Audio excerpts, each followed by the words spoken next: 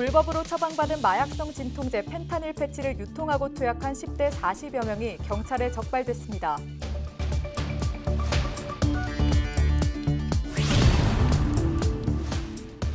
(20일) 아침 출근길 김해에서 4중 충돌 사고가 발생했습니다. 차량 넉 대가 잇따라 충돌했는데 운전자 한 명이 숨졌습니다.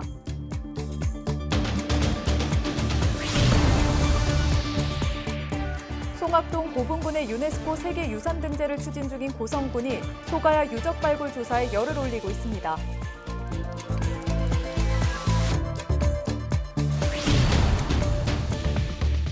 고등학교 졸업을 인정받는 검정고시에 75살 어른신이 경남 최고령 합격자로 이름을 올렸습니다.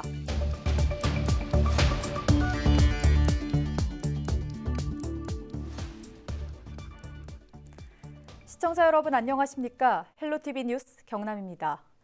마약성 진통제를 처방받아 판매하고 투약한 10대 수십 명이 무더기로 덜미를 잡혔습니다. 19살 A군은 지난해 6월부터 올해까지 부산 경남에 있는 병원과 약국에서 본인과 타인 명의로 마약성 진통제인 펜타닐 패치를 처방받아 다른 10대들에게 판매하거나 직접 투약한 혐의를 받고 있습니다. 펜타닐은 말기 암 환자들이 통증을 완화하기 위해 투약할 정도로 모르핀보다 중독성이 강한 아편 계열의 마약성 진통제입니다. 펜타닐을 산 10대들은 공원이나 상가 화장실 또 학교에서까지 투약한 것으로 드러났습니다. 특히 의료기관에서 제대로 확인이 이루어지지 않아 청소년들이 쉽게 처방전을 받은 것으로 알려졌습니다. 지금 현재 병원에 저희들도 진료 가게 되면요, 예를 들어 가지고 진료서를 작성할 때 신분증을 제시하지 않습니다.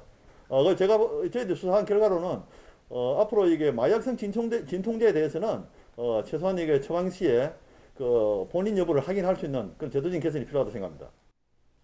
경남경찰청 마약범죄수사대는 20일 마약 매매 등의 혐의로 19살 A씨를 구속하고 함께 마약을 투약한 10대 41명을 불구속 입건했습니다.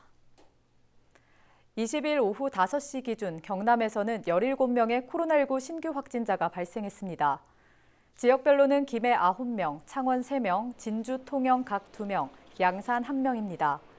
특히 김해 일부 외국인 확진자는 경북 경산의 이슬람 기도원을 방문한 것으로 확인됐습니다. 또 대부분 도내 확진자의 접촉자가 많았습니다. 경남 지역 누적 확진자는 이날 기준 4,472명입니다.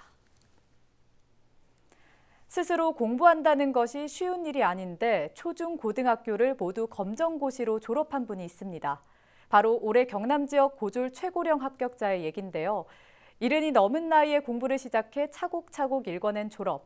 노력은 배신하지 않고 배움에는 때가 없다는 진리를 몸소 보여준 주인공을 권정숙 기자가 만나봤습니다. 수학 강의를 찾아 능숙하게 수업을 듣는 어르신. 올해 75살의 정정남 할머니입니다.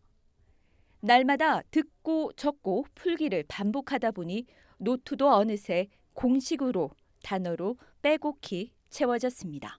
찾아놔도 금방 보면 또 뭐 볼 때는 봤는데 한 몇 장 넘어가면 또 잊어버리고 이러니까 안 적으면 안 돼요. 오면은 점심 먹고 조금 이제 쉬었다 커피 한 잔 마시고 뉴스 보고 그러고 난 뒤부터 이제 조금 공부를 하다가 또 저녁 먹고 조금 이제 밖에 운동 좀 하고 와서 또 하면 한 11시 반까지 이렇게 했었어요. 어려운 가정 형편에 초등학교 학업을 중단해야 했던 정할머니.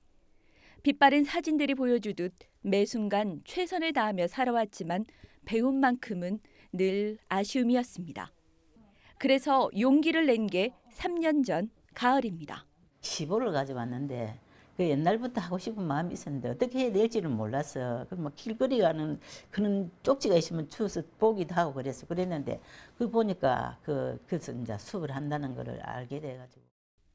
70이 훌쩍 넘어 시작한 공부는 역시 쉽지 않았습니다.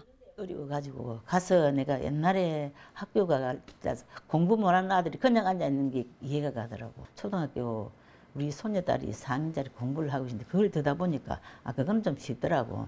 그래서 쉬워서 이제 5학년 또 문제집을 사서 봤죠. 그걸 보니까 또 그거는 그나마 좀 하겠던데 5학년 2학기부터는 또 어렵더라고 그것도. 그래 이제 그렇게 해가지고 처음에 수학을 잡았어요. 이렇게 이듬해 봄과 여름, 검정고시로 초등학교와 중학교 졸업까지 일사천리로 해낸 할머니. 물론 지난해 고교 졸업에 실패하는 좌절도 겪었지만 할머니는 쓰러지지 않았습니다. 지난해 딱 되기라고 생각했었는데 안 되니까 올해는 실망하기 싫어서 안 봤어요. 안 보고 있다가 그냥 저녁에 다 해놓고 그래도 한번 보자 싶어 보니까 그 이제 찾아보니까 인터넷 찾아보면 조그만 이름이 있더라고. 그래서 이제 조그마한 그 이제 수험 보는 거 나오대.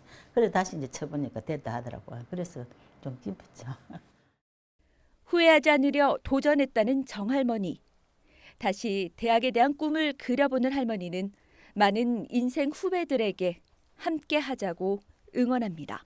평생 못한 걸 후회하지 말고 기회가 될 때 열심히 하는 게 더 좋을 것 같아요. 하나 보면 결과가 나오니까 다 열심히 하면 누구든지 다 할 수 있으니까 열심히 하라고 하고 싶어요. 헬로티비 뉴스 권정숙입니다. 정부가 가야 고분군의 유네스코 세계유산 등재를 추진하고 있습니다. 해상왕국 소가야의 고도인 고성에서도 송악동 고분군의 세계유산 등재와 함께 소가야 왕도 복원을 위한 유적 발굴 조사에 열을 올리고 있습니다. 표영민 기자입니다. 해상왕국 소가야의 중심지였던 송악동 고분군입니다. 지난해 세계유산 등재 신청 대상으로 선정되면서 발굴 조사가 새롭게 진행되고 있습니다. 최근 일반에 공개된 7호분에는 소가야의 뛰어난 토목 기술이 확인됐습니다. 고분 하단부가 석재와 다른 흙덩이를 이용해 성토하는 독특한 방식이 사용된 겁니다.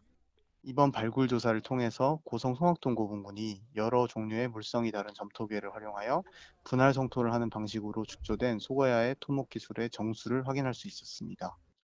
지난해에는 약 5세기에 쌓아 올린 가야시대 토성인 말림산 토성이 발굴됐습니다. 이 토성은 경사진 비탈 지형을 이용해 흙을 쌓아 올렸고 성 안에는 배수용 웅덩이와 성문지 등이 확인됐습니다. 토성이 발견된 지점은 바다 인근으로 소가야가 해양 세역이었음을 알리는 중요한 유적입니다. 소가야 유적 발굴이 이어지면서 고성군은 해상왕국 소가야의 부활을 선언했습니다.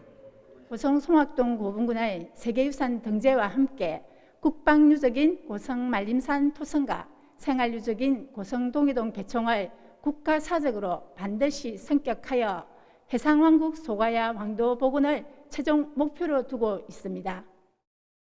함안과 김해, 경북, 고령 등 가야 문화권 지자체들과 가야 고분군 세계유산 등재에 힘을 모으고 있는 고성군. 가야사 복원의 속도를 내면서 세계유산 도시 고성으로 발돋움할 수 있을지 관심이 집중되고 있습니다. 헬로티비 뉴스 표영민입니다. 최근 한 방송인이 비혼 출산을 선택해 아이를 낳았습니다.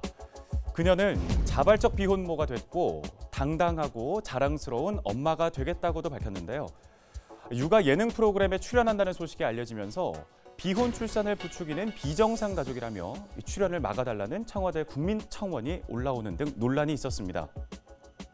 아빠의 역할까지도 그런 충족시켜줄 수 있는 그런 보육이나 양육에 있어서의 그런 준비가 좀 부족한 상태에서 비혼 임신을 한다면 아이들한테 좀 악영향이 있을 것 같아요. 난자의 그 수명 때문에 그렇게 당장 지금 만나는 사람이 없어도 아이를 가져야 되겠다라는 그런 생각을 하더라고요. 개인의 문제라고 저는 생각을 하고 있거든요. 자, 그녀가 쏘아올린 작은 공. 과연 정상가족과 비정상가족의 기준은 무엇일까요? 건강가정기본법을 살펴보면 혼인과 혈연, 입양 등으로 이루어진 친족관계에 있는 사람들의 집단을 가족이라고 정의하고 있습니다. 하지만 최근에 가구 구성은 빠르게 변화하고 있죠. 통계청의 인구 총조사를 보면 2010년 23%대이던 1인 가구 수는 2015년에 27%로 늘었고 2019년에는 614만 가구를 넘어 전체의 30%를 웃돌고 있습니다. 반면 부부와 미혼 자녀로 구성된 가구는 점차 줄면서 30%가 채 되지 않습니다. 이런 세태 속에 전통적인 법률혼을 거부하고 동거와 사실혼, 비혼에 이어 비혼 출산까지 선택하는 경우도 차츰 늘어나고 있는데요. 그런가 하면 자녀의 성도 무조건 아버지의 성을 따르는 게 아니라 엄마의 성도 따를 수 있게 한다고 하는데 공감하는 이들도 꽤 있습니다. 이제 가부장적인 이제 시대는 지났으니까 시대의 흐름에 따라가야 되지 않겠어요? 그래서 나는 뭐 성 문제는 아기의 책임자가 알아서 결정할 수 있으면 되겠다. 다양성의 시대, 보이는 틀은 바뀌어도 가족의 본질은 변하지 않겠죠. 누구에게나 소중하고 삶의 안식처가 되는 가족. 있는 그대로 인정하는 포용성이 필요하다는 지적에도 무게가 실리는 가정의 달입니다. 헬로티비 브리핑이었습니다. 지난 2018년 개장한 사천 바다 케이블카가 상업운행 만 3년을 넘어섰습니다. 사천시가 케이블카 개통 전후 5년간의 방대한 양의 온라인 키워드를 분석해봤는데 성과와 과제를 확인할 수 있었습니다. 박성철 기자의 보도입니다. 사천시가 지난 2017년 1월부터 올해 3월까지 사천 바다 케이블카 키워드를 포함한 방대한 양의 소셜 키워드를 자체 분석했습니다. 관심도 추이를 케이블카를 비롯한 시 관광정책 수립의 기초자료로 활용하기 위해서입니다. 중간에 코로나도 생기고 이래가지고 많이 좀 다운됐지 않았습니까? 그래서 이제 케이블카에 대한 미는 동향이 어떤지가 한번 분석해 볼 만하지 않나 저희 자체적으로 그렇게 판단을 해서 소셜 키워드로서 사천 바다 케이블카는 개통 전인 2017년부터 꾸준히 검색 빈도가 상승해 개통 후 2019년까지 꾸준한 관심을 끌어모았고 이후 완만한 하락세에 있습니다. 개통 전부터 지금까지 기대와 최고, 발전 등 긍정 키워드 연관 검색이 62.5%, 불편과 문제, 비싸 등 부정 키워드 15.2%를 크게 넘어서고 있는데 키워드로 본 지적사항은 운영 주체인 시설공단 측이 지속적으로 고려해야 할 대목입니다. 다만 긍정 키워드는 개장 이후 최고주에서 감소하다 올해 다시 상승하고 있다는 점, 부정 키워드는 개장 전후 전반적으로 감소하고 있다는 점은 케이블카 서비스 운영이 개선되고 있다는 것으로도 풀이됩니다.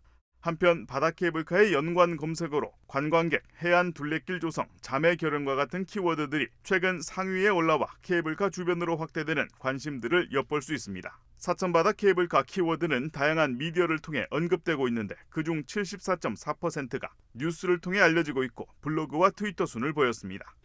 키워드 분석을 통해 사천바다 케이블카가 사천 관광의 랜드마크 입지를 얻었지만 단일 시설로는 점차 관심도가 떨어지고 있다는 점을 확인한 사천시. 시는 이 같은 분석 결과를 아쿠아리움과 각산, 초양도 개발 계획 등 후속 작업을 추진 중인 사천시 전 부서에 공유해 검색 빈도를 높이고 전국적인 관심도를 다시 한번 높이는 작업에 착수했습니다. SCS 박성철입니다.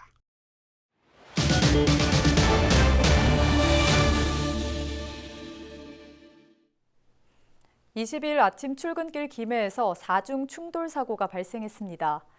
아침 6시 40분쯤 김해시 어방동의 한 사거리에서 벤츠와 소나타 승용차 1톤과 3.5톤 트럭 등 모두 4대가 잇따라 충돌했습니다. 이 사고로 벤츠 운전자 62살 A씨가 숨졌고 1톤 트럭 운전자 45살 B씨 등 3명이 중경상을 입어 병원으로 옮겨져 치료받고 있습니다.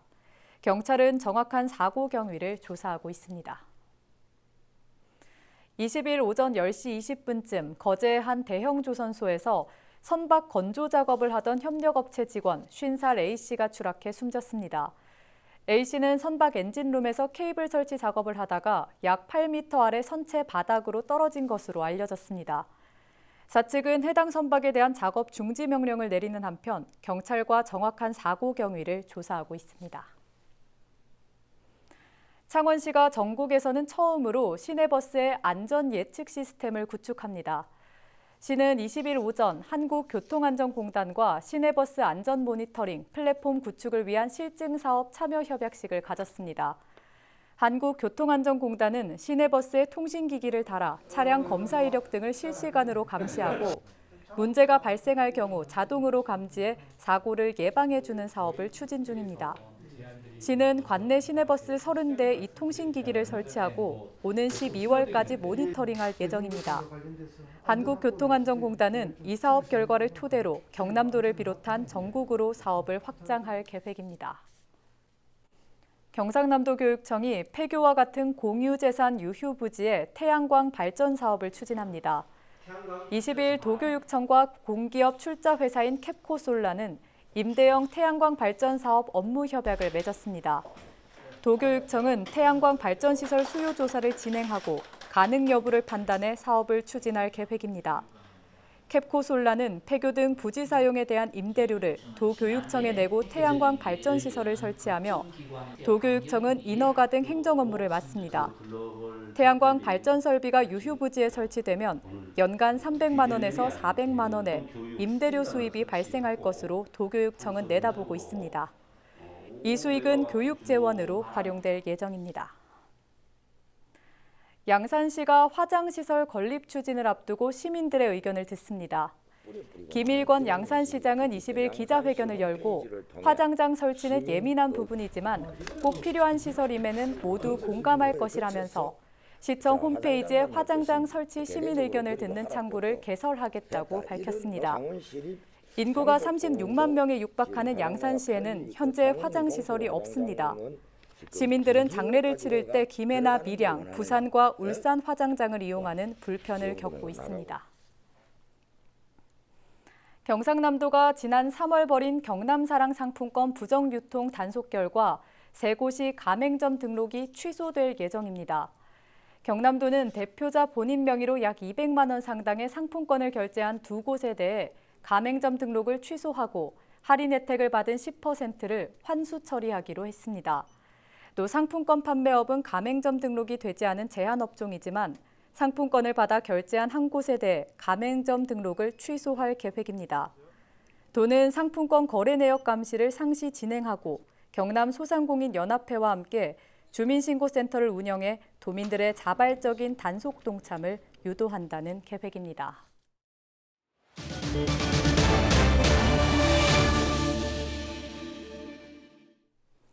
경상남도의회가 20일 제385회 임시회 제2차 본회의를 열고 경상남도와 경상남도교육청의 올해 제1회 추가경정 예산안을 의결했습니다.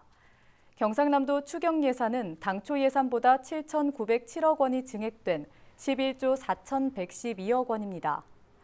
여기에는 소상공인과 중소기업, 청년 등 도민 복지 지원과 코로나19 방역 강화를 위한 사업비 등이 포함됐습니다. 경상남도 교육청 추경 예산은 3,317억 원이 늘어난 5조 5,561억 원입니다. 교직원 인건비와 누리과정 지원, 저소득층 자녀 중식비 지원 등이 담겼습니다. 한편 제386회 정례회는 오는 6월 1일 개회합니다. 한국 케이블 TV 방송협회와 방송콘텐츠진흥재단이 1인 방송과 지역 채널의 협업을 위해 업무 협약을 맺었습니다. 두 기관은 앞으로 1인 방송과 지역 채널이 지역에 가치 있는 콘텐츠를 함께 기획하고 제작하도록 협력할 예정입니다. 대한민국 1인 방송 대상과 1인 방송 콘텐츠 제작 지원 수상작 등 지역의 우수한 콘텐츠를 지역 채널에 편성하는 데도 힘쓸 계획입니다. 김해시가 폭염으로 인한 온열 질환을 막기 위해 20일부터 9월 말까지 온열 질환 응급실 감시 체계에 들어갑니다. 이 기간 김해에서 응급실을 운영하는 7개 의료기관은 온열 질환자의 응급실 진료 현황을 파악해 도와 질병관리청에 제공하고 지역의 피해 주의사항 등을 안내합니다. 지난해 김해에서는 22명의 온열 질환자가 발생했습니다. 통영시가 고 이건희 회장의 기증품 가운데 이중섭 작품을 기증해달라고 문화체육관광부와 국립현대미술관에 요청했습니다. 통영은 이중섭 작가가 1952년부터 2년 동안 머물면서 황소와 선착장을 내려다본 풍경, 통영풍경 등 40여 점의 작품 활동을 했던 곳입니다. 통영시는 이중섭 작품을 유치하면 경남도립 나전칠기 기술원 양성소를 꾸며 전시할 계획입니다.